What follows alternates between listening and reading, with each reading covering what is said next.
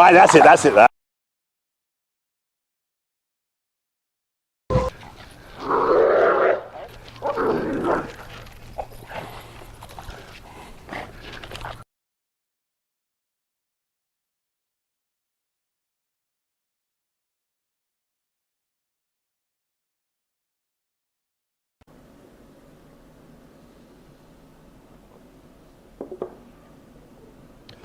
All right. Welcome, everybody, to another episode of Dog Talk and Coffee with me, Richard Hines. Today's episode is going to be crazy. This episode is meant to be a serious eye-opener to the public, professional dog trainers, behaviorists especially, veterinarians, anybody that is involved in the dog world, okay? So we have such a huge problem right now in the dog world, especially when it comes to training dogs. Millions and millions of dogs are going to sleep now unnecessarily worldwide. I'm getting reports from other countries that their statistics are way up of now dogs being put to sleep on a yearly basis because of outlawing equipment in their countries. We have really completely taken a wrong turn in the dog behavior world. It is so insane that these videos are absolutely necessary for the dog's sake. I'm doing these videos for the dogs. My love of dogs, my passion of dogs. I've made my whole career for almost 30 years revolving around dogs because of my love and passion for them. That is why I'm bringing these things to the table now and gonna really start talking about things that I never would have spoken about before because the world doesn't listen and didn't want to hear the things I had to say. But it's time because the dog world is falling apart and millions of dogs are going to sleep unnecessarily because of the lack of knowledge and information that professional dog trainers, behaviorists, and veterinarians have. They know very, very little about dogs and dog behavior. So, I'm gonna start here. So hang in with me a little bit. During these videos, it's not easy if I'm gonna explain things properly to do it in such a short form. But I'm trying to do my best to keep things at a minimal to get you the point, the idea, and to open up everybody's eyes on these things, okay? So hang in with me because throughout the video, there'll be a lot of things. So, I'm going to start here with the case that I'm working on right now. Two pit bulls that are absolutely at war with each other, living in the same house. Right, that's it, that's it. So a few weeks ago, we, about a month and a half ago, he completely spontaneously started attacking our other dog, Rocco, that we've had for about 2 years. And we didn't know what to do. So the first time, we just reintroduced them, kept doing everything was fine for a few days. Then they got another attack. And the attack was so bad that we could barely get them separated. And by the time we did, I ended up just rolling over and throwing up from complete exhaustion. It was probably almost 5 or 10 minutes to get them separated. Both of them needed stitches. They were completely torn up, and we were just heartbroken. I'd never seen anything like that in my life, and my wife's still experiencing post-traumatic just from that. And then we ended up getting him neutered, because that's what everybody recommended, was to get him neutered. So we got him neutered, and the day he came back from getting neutered, they got in a fight so bad. I was not there. My wife tried to split him up, and she got 5 stitches. And she should have got 20 stitches, but they say not to stitch up the dog wound. So after that, we were complete at a loss. We had multiple trainers come to our house and look at Samson. Every single one of them, within 5 minutes, said we have to euthanize him. He's aggressive to humans. He's aggressive to other dogs. We have to kill him. And that just broke our hearts. We see our animals as kids, and it just really destroyed us, thinking that we'd have to euthanize an 8-month-old completely healthy puppy. And completely in desperation, we tried to just find another solution. And we ended up finding Richard online and watched some of the videos. And my wife and I looked at each other and we just said, we have to try it. We have to try it. We can't possibly euthanize him, even though everybody told us it was going to be a complete waste of time. And within the first session, Samson, which could not even walk on a leash, could not even be near people, couldn't be near anything. Samson was walking on a leash next to another German Shepherd that walked by us. We had no issues whatsoever. And for the first time, we saw a little bit of light. My wife was still extremely paranoid. We have a 1-year-old daughter at home. And then the second class is when we introduced them together with muzzles. Samson immediately jumped out of the car, hostile, ready to kill him, completely all proud up and his tail straight up, and tried to attack Rocco. We instantly corrected him, and ever since then, it's really been a dream. For the past week, we've been introducing them slowly to the point where they slept together last night, and on their backs, completely in submission, just as happy as can be. And we finally have our family back. And our 1-year-old daughter, she can play with them both, no issues at all. And we're still in the process, but he's just a different dog. I mean, they couldn't even see each other through a cage, and now they're sitting next to each other with no issues whatsoever.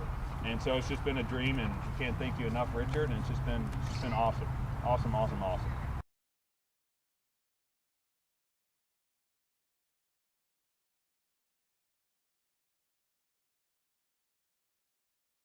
They have been the best, right? I have them together now in the house. They're fully together, no muzzles, no leashes, no nothing. They love each other again. They're licking each other in the mouth constantly all day. Right, you see he licks him all constantly? Yeah. He always goes over and licks him in the mouth. Right, and we just let him kind of, right? So right there, he's gonna licky lick. And then just, right, good. Perfect, very good. Okay, we'll let him. We'll keep coming, yep. Gonna give an ear cleaning? Right, and a little drive-by lick. And if he wants to move over to him a little bit, there we go. You can let him do that, right? And you see a lot of licking? Yes. And so it's just been a dream, and I can't thank you enough, Richard, and it's just been awesome. Awesome, awesome, awesome. Playing tug of war with each other again. Everything is back in harmony. Now here, this was Kana. Owner could not walk this dog or bring her out in public at all anymore because she would outburst, go nuts at every dog. This is Kana. Kana goes absolutely crazy when she sees dogs outside in the streets. You see here, she's just going ballistic with this shepherd puppy. As you pull forward. And if we were to let her loose, this would be a really ugly scene. Kana has what I call... And he had tried to let her be with other dogs, and she is gonna maul them, right? Went after a friend's dog, really hurt it. So that was the end of that. Now knowing that if she gets loose, she will really put a beat down. It's not fake. It's not just talking on a line and making commotion. So, same thing, third class. Here from doing our system, we take muzzle off. Now that I see she's in balance and harmony,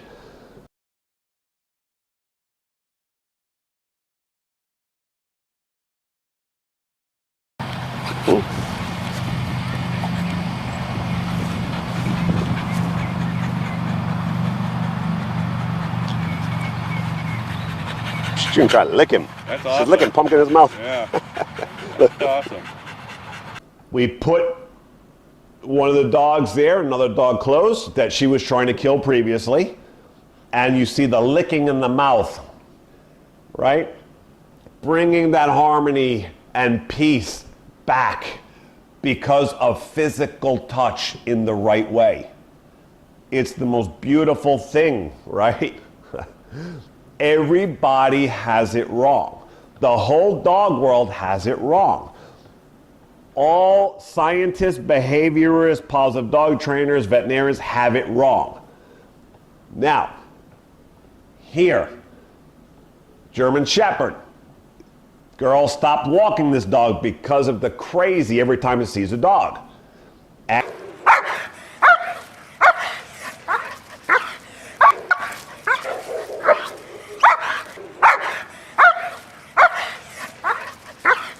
And got near a dog and grabbed onto a dog in the street, so we know that the dog will actually do something.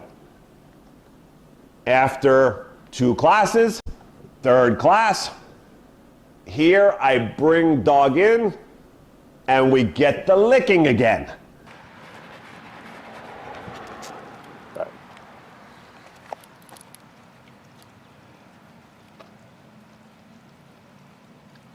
Hey, you're a lover. You see the lick, lick, lick, right? This is very common, this affection, after we bring peace and harmony to a dog who's becoming dysfunctional, living in a human world. All right, today's case, we're working with another mixed breed, it's a Catahoula mix. He has big dog aggression. The owner, when she's taken him out in the past, he's gone after many dogs.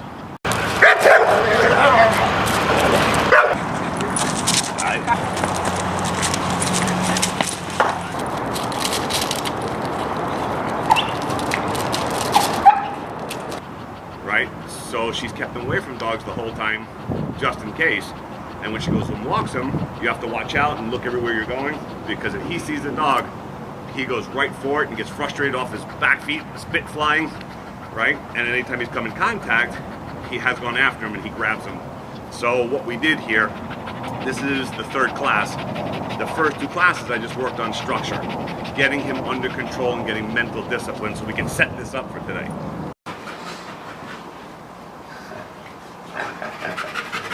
Pongo's like, what a tongue. Holy.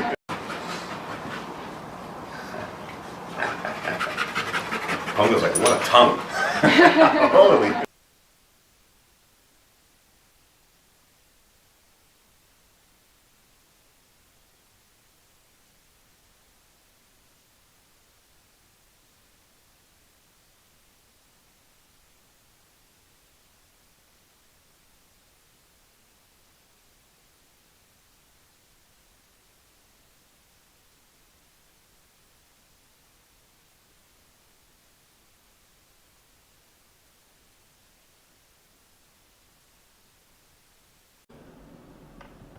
I have a standard system of doing this. There's a mentality. I've been doing this forever, and there's one place to start with this. And pressure is the key to healing dogs. Yes, I said pressure is the absolute key to bringing harmony back and peace back to dogs. Right? This is completely against what the world is being told, what everybody believes, what behaviors are being taught in schools, positive dog trainers in their whole world, and schooling that they're getting taught is complete opposite. How that's happened, who knows, because it's absolute insanity. So, not abuse, not too much pressure. There's a very, very sophisticated game that I have. That to do this perfectly and well, it is an art. This is not something any trainer can just pick up. Okay? So, E-collar is mandatory. It is what brings dogs back to harmony and loving life again, contrary to what everybody tells you and what the world believes. And everybody's first initial instinct, whether it's the public, veterinarian, behaviorist, positive dog trainer, even trainers who don't do positive, they have this all wrong. The e-collar is the only tool when it's used properly. Now let me state this. There's a million trainers who use the e-collar and they're never going to get the results I get, because it's not strictly about the e-collar. It's my knowledge that I put into an e-collar, my understanding of dogs that went into the collar to use it exactly in a certain way and touch, and exercises that I have created that I figured out about 18 years ago how to resolve things and not just get them to quit attacking each other, right? There's a big difference. To actually come into harmony and be one again and be happy. So, misunderstanding about dogs and their truth at their core and their genetics and their DNA of what they were here for and how to be treated. So dogs become so dysfunctional and nervous and neurotic, aggression, right? More than ever in this day and age, because they were really never meant to live with human. So you must be able to treat them a certain way to bring them into harmonious relationship with you. Right? 99% of the population is going to treat them the way we as humans think they should be treated, and that's how we feel that is humane. So, I hope this video wakens people up, opens up people's eyes, that to my system, there is absolutely no cruelty, no dogs, they're not crying, they're not in pain, they're not any of that. You can see here with just these few dogs, and I can show you thousands and thousands of the same thing, of happy, back in balance dogs after we have done my system. One of a kind, only one of its kind in the world, and that is why people continually from all countries and every state in the United States keeps coming to me after everything else has failed, and I get them right back in balance so fast the owners cannot believe it. So, hope this did something for you. So till next time, Richard Hines, Miami Dog Whisperer. So right there, just go licky lick, and then just, right.